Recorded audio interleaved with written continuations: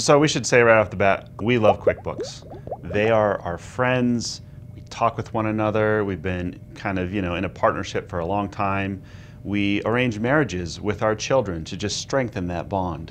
But now let's talk about why you probably don't want to be doing inventory in QuickBooks with your business.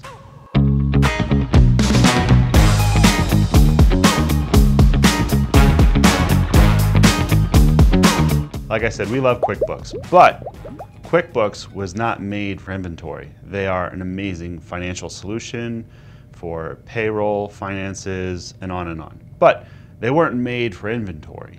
And so with that, there's a lot of areas where they don't have the feature set or the ability that your company will probably need. And as your business continues to grow, those missing features are just going to become more of a problem for you.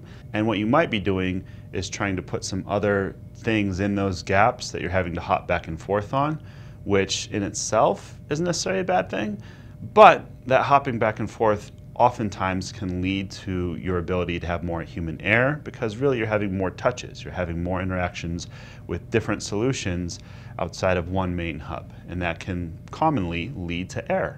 And if you manufacture anything, well, it's even a bigger problem, unfortunately, because you're wanting something like bill of materials, step work processes, even other types of integration that work into your business that are just going to be lacking. So, if you need financial solutions for accounting, payroll, etc., I think QuickBooks is your go-to. And then you add in Fishbowl on the inventory side, and now you have a nice hub. There's talking to each other, and all of your inventory processes are addressed. All of your financials are taken care of seamlessly in QuickBooks, and you have your whole package right there. You have your whole business view. You have really your whole business all working together in one nice spot. So, we love QuickBooks, but I still don't recommend that you use QuickBooks for your inventory. I'm James. This is Whiteboard Wednesday.